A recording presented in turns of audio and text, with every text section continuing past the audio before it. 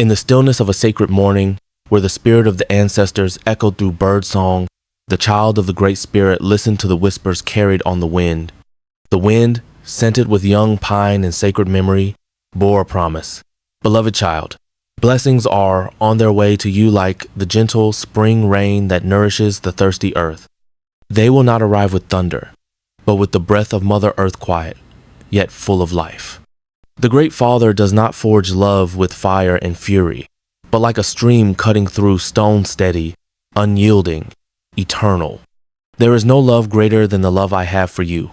His voice rustled through the leaves. There is no destiny more grand than the one I have woven for your life with threads of light and the breath of peace. In hardship, in dust and doubt, the Great One promises to guide the child out of barren lands where nothing seems to grow into the springs of renewal, where the soul may be nourished like seeds planted in rich earth. Stretch forth your hands to receive my blessing, he says, with faith like the rising sun, with joy like a child's laughter, and with humility like the one gathering firewood deep in the forest. He does not seek the outward greatness that others chase.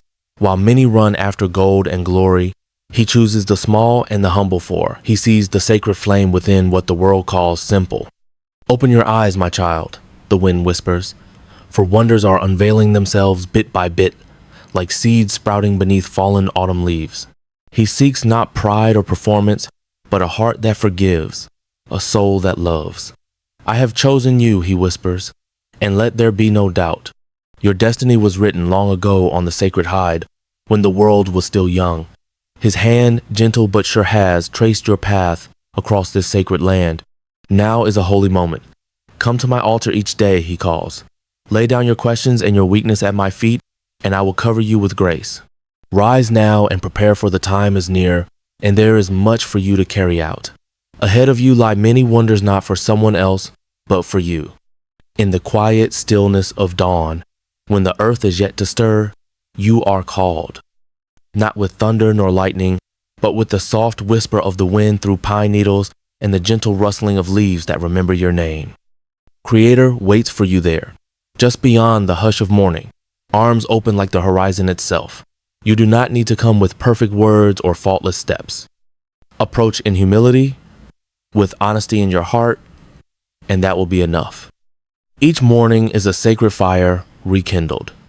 As the first light touches the mountain tops and pours its warmth over the plains, so does the Spirit of the Creator pour over your life quietly, faithfully, waiting only for you to turn your face to it. Lay down the burdens you carry, the doubts, the mistakes, the regrets of your yesterday. They do not make you unworthy. They do not cast you out. In truth, they are part of the soil that readies you for growth. Even a cracked pot can carry water. Even a fallen leaf can nourish the roots.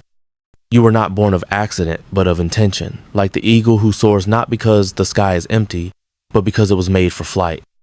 The storms of your past have not broken you. They have shaped you into the one who can now hear the sacred call more clearly. Creator has seen every tear you hid in the dark and turned each one into a seed. And now, those seeds stir beneath the soil, eager to rise. Do not let the echo of old pain drown out the drumbeat of your spirit. Each step you take toward the sacred fire is met with light, and that light is not just for you. Your family, too, walks in your blessing. Like rivers fed by a single mountain spring, your loved ones will feel the flow of this renewal. The miracles that come will not be loud.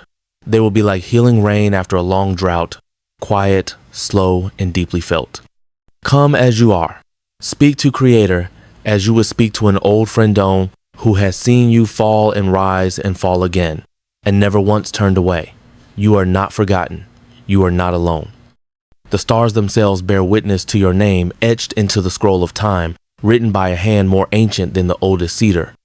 Soon you will see the fruit of all that has been promised, not because you have earned it with perfection, but because you have walked forward in faith, even when your feet trembled. Your honesty is your offering. Your humility is your song. And in that song, the Creator dances. So rise, child of the earth and sky. Listen to the wind it carries your promise. Look to the fire it burns for you. And with every step you take toward the sacred, know this. True blessings are coming not just for you, but for all those who journey with you under this same sun. There is a time for the river to freeze, and a time for it to flow. There is a time for the eagle to soar, and a time for it to rest in the shadow of the rock. So too is there a time for the voice of the Creator to roar like thunder, and a time when it comes as silence, so still, so quiet, that it can only be heard by the soul. Do not mistake this silence for absence. Even when the sky seems empty, the Great Spirit walks beside you. Even when you see no tracks in the snow, know that you are being carried. Divine timing is not our own.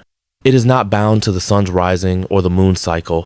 It moves in the rhythm of stars and stories older than memory. It moves like roots in the dark, unseen, but growing always toward life.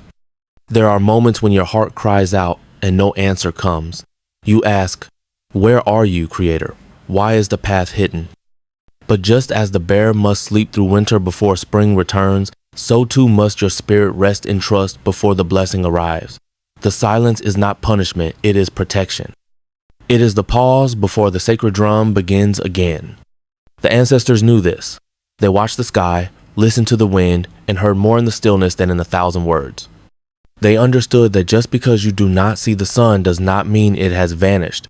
It is only behind the cloud, waiting for the right time to shine upon your path. Creator's hand is never idle. While you have waited, sometimes with doubt, sometimes with tears, Creator has been moving stones from your way. He has been placing people, moments, even hardships in a pattern you cannot yet see. Like a weaver crafting a blanket from many threads, he braids your sorrow with your joy, your longing with your learning, until something beautiful and strong is made. The silence teaches you to listen. It makes your hearing more keen. When the voice of Creator does return, and it will be like the call of a loon across still waters, reaching into the deep places of your being. And you will know that He never left you. You were protected when you did not see it, guided when you felt lost, lifted when your knees gave out.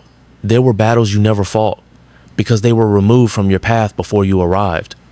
There were falls you never took, because unseen hands steadied you. There were dangers that passed by, not because of your strength, but because of divine love. So now, as you stand in this moment of waiting, remember the truth buried deep in the soil of your spirit. Divine timing is perfect. Just as the rain does not fall before the seed is ready, your blessing will not arrive too late or too early. It will come when the ground of your soul is prepared to receive it. Do not rush. Do not fear. Breathe with the earth. Be still with the trees. Trust like the stream, trust the pull of the mountain. Creator is not late. He is here. Always has been. Always will be. The time of sorrow has a season, but so too does the time of rising. Just as the snow melts to reveal the wildflowers waiting beneath, your healing waits beneath the layers of pain you've carried for too long. Now is the time to lay them down. Not because they were not real, not because they didn't matter, but because you are not meant to carry them forever. Creator does not leave His children to wander in darkness without end. No, there is always the promise of light, the whisper of liberation in the breeze, the echo of joy in the cry of the morning bird. These are not far. They are near, closer than the breath in your chest.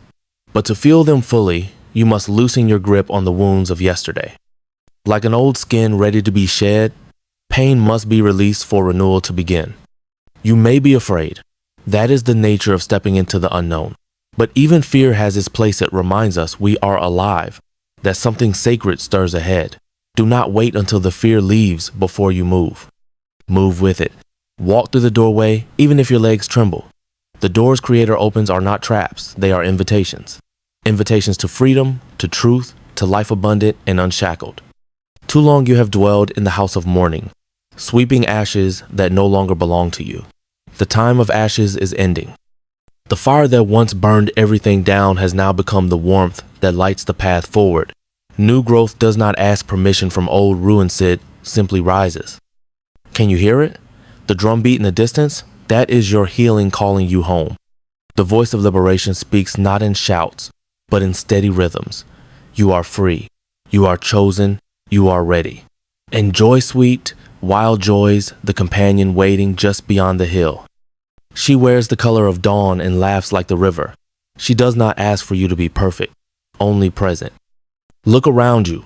The signs are everywhere. The eagle flies lower now, not to hunt, but to guide. The wind brings scents of blooming things. Even the stones beneath your feet feel softer. The world itself leans toward your healing. Why then should you hold back? This is not just a moment, it is a crossing, a sacred threshold, and it will not open forever. Walk through now while the path is lit, while your heart still remembers the way. Leave behind what no longer serves you, those bitter roots, the unforgiving thoughts, the old identities that were never truly yours. They will only weigh you down. You were made for joy, not the fleeting kind, but the rooted joy that grows even in hard soil. You were made for freedom, not the kind that runs away, but the kind that stands tall. And you were made for healing, not just to feel better, but to become whole, to become who you were always meant to be. Creator has opened the door. You must choose to walk through, with courage, with tears if they come, with song if it rises in your throat. Go without knowing exactly what lies beyond. Trust that what awaits is not just survival, but resurrection. You are not alone. The ancestors walk with you. The sky watches over you. And the same spirit that carried you through every night of sorrow now beckons you into the light of a new beginning. Caleb sat in the back pew, hands folded tightly in his lap, watching the sanctuary slowly fill with Sunday regulars. Polished shoes, perfect dresses, soft murmurs of God bless you filled the room like clockwork. Everyone knew when to stand, when to sit, when to bow their heads. Everything looked right, but Caleb felt wrong. He hadn't been to church in almost a year, not because he stopped believing, but because he wasn't sure he belonged anymore. After the divorce, people stopped making eye contact. After he lost his job, the whisper started. He didn't blame them, really. He just didn't fit the mold anymore. Still, something pulled him back this morning. Not guilt, not obligation, but a whisper in his spirit. Come home. The choir began to sing, and Caleb closed his eyes. He didn't know the words. His voice cracked when he tried, but he meant every note. When the pastor stood to speak, he didn't talk about rules or reputations. He spoke about purpose, about rising in faith even when no one else sees you trying, about how God's love isn't impressed by appearances but moved by devotion. That hit Caleb like a thunderclap. He thought about all the ways he tried to look faithful before the volunteering, the verses memorized, the perfect Sunday smile. None of it mattered now. What mattered was that he was here, broken but honest, empty but open. After service, no one rushed to greet him, no one asked where he'd been, and yet he didn't feel invisible. He felt seen, not by people, but by God. That afternoon, he didn't post a Bible verse online. He didn't write a long caption about grace. He just visited his brother, the one he hadn't spoken to in months. They sat on the porch, silent for a long time. Then Caleb said, "I've been wrong. I've let pride get in the way. I miss you." It wasn't flashy, but it was real. That night, he knelt by his bed, not out of habit, but hunger. "God," he whispered, "I don't want to perform anymore. I just want to be yours. Use me." In that stillness, he felt peace, not because he was perfect, but because he was honest. God didn't need showmanship. He wanted Caleb's heart. And for the first time in a long time, Caleb knew God's love wasn't calling him to act holy. It was calling him to rise through faith, through purpose, through a loyalty that didn't need a stage. The old house didn't look like much from the outside. Paint chipped along the edges, one shutter hung crooked, and the porch steps creaked a little louder with each passing year. But something was changing inside, something deeper than a fresh coat of paint ever could bring. Maria stood in the kitchen, barefoot on the cold tile floor, holding her morning coffee with both hands. The kids were still asleep, and for the first time in weeks, the silence didn't feel heavy. It felt holy.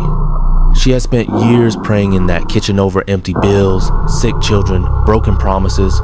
At first, the prayers were desperate, bargains even, but over time, they became something else. A rhythm, a lifeline. Faith took root in the middle of her mess, and without even realizing it, she was changing. There were no dramatic flashes of light, no thunder from the heavens, just small, shiftless snapping when she was tired, more patience when things went wrong, softer answers to sharp words. The home began to feel different, warmer, lighter. Her oldest son noticed it first. "You don't yell like you used to," he said one evening, his voice unsure but curious. She smiled, heart catching in her chest. "I'm trying to be better," she replied, "and God's helping." Neighbors started stopping by. Some came for sugar, some came just to talk. One mom broke down on Maria's front step, overwhelmed and alone. Maria didn't have all the answers, but she listened. She prayed. She gave what she could: time, care, faith. She didn't see herself as a blessing. She was just surviving, still figuring things out. But to those around her, she was becoming something else: a light, a safe place, a reminder that even in the hardest seasons, something beautiful could grow. The house was still small, the bills still showed up, but peace lived there now, real peace, not the kind you fake for company. And every now and then, something happened that reminded her of God's fingerprints: a debt forgiven, a doctor's report reversed, a job offer out of nowhere. Maria didn't chase miracles anymore, she just made room for them. That morning, as the sun poured through the curtains and touched the table where so many prayers had been whispered, she felt it clearly. She was being transformed. Her home was becoming sacred ground. And through her quiet, steady faith, others were being lifted too. The old house didn't look like much from the outside. Paint chipped along the edges, one shutter hung crooked, and the porch steps creaked a little louder with each passing year. But something was changing inside, something deeper than a fresh coat of paint ever could bring. Maria stood in the kitchen, barefoot on the cold tile floor, holding her morning coffee with both hands.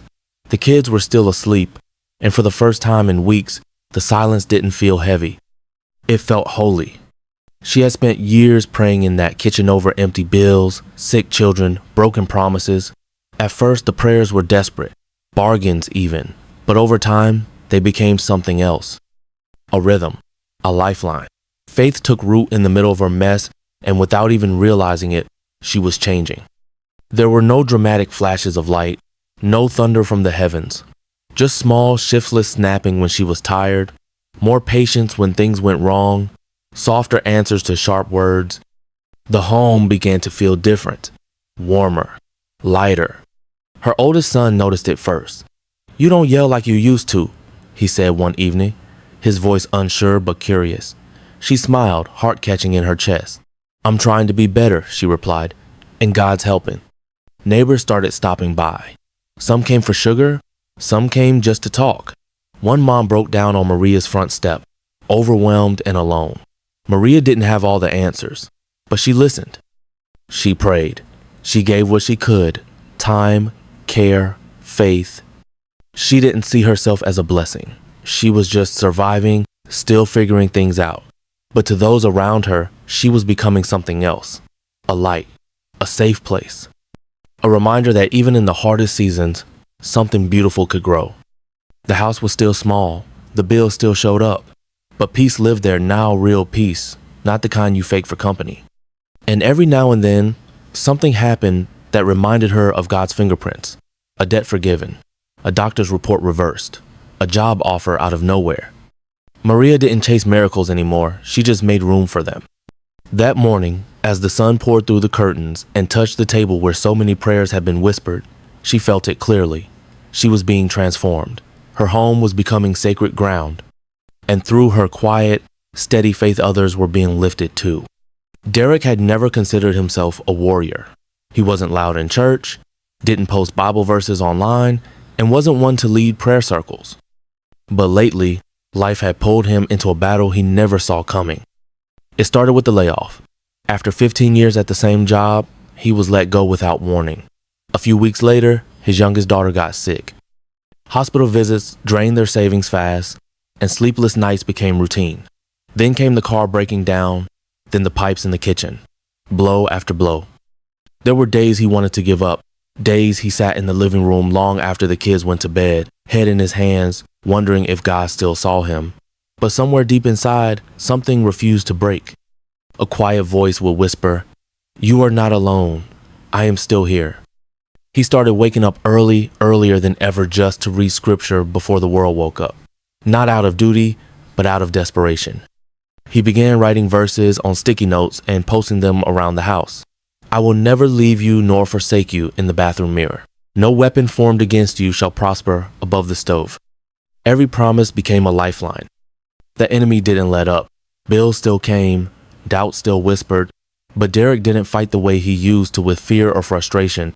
Now he fought on his knees. He prayed over his children, his home, his mind, and with each prayer, he felt his spirit grow stronger. It wasn't long before others started noticing. His wife, once overwhelmed with worry, began to smile again. His teenage son, who rarely spoke, asked if they could start reading the Bible talk. For a long time, Elena moved through life like a shadow of herself. She smiled when she needed to. She worked hard, took care of her family, paid the bills, but deep down she was tired. Not the kind of tired a nap could fix, but a soul-deep weariness from years of surviving storm after storm. She had known loss early. Her mother passed when she was 17. She raised her younger brother while barely holding herself together. Later, she married a man she thought would be her rock, only to watch the relationship crumble under the weight of addiction and broken promises. She walked away with 2 kids, a busted car, and a heart full of questions. But Elena didn't quit. She couldn't afford to. She worked double shifts, learned to stretch every dollar, and prayed quietly every night, not fancy prayers, just honest ones. Lord, I don't need a miracle. I just need strength to get through tomorrow. Years went by. She kept going, kept pushing, even when no one clapped for her. And somehow, even in the struggle, she grew stronger. She didn't notice it at first, but others did. Her children did. One night, her daughter said, "Mom, you're the bravest person I know." That was the first time Elena cried in months. She started to believe it too, that maybe, just maybe, all this pain wasn't wasted. Maybe perseverance had been preparing her for something more. And then came the shift. It wasn't loud or dramatic. It was small at first. A job offer she didn't expect. A friend she hadn't seen in years offering to help with childcare. A church nearby welcoming her without questions. Healing didn't come all at once, but it came. Quietly, faithfully. Like spring after a long winter, Elena began journaling again, started dreaming again. For the first time in years, she didn't just hope her life would change. He felt it. Deep down, she knew the season of surviving was ending. A new one was beginning. She stood in front of her mirror one morning, fixing her hair for a job interview, and whispered to her reflection, "This is your time. You've walked through fire. Now you rise." Because she understood now, the suffering hadn't broken her, it had prepared her for blessing, for healing, for purpose. Elena didn't just want to survive anymore. She was ready to step boldly into her divine destiny, and nothing was going to stop her.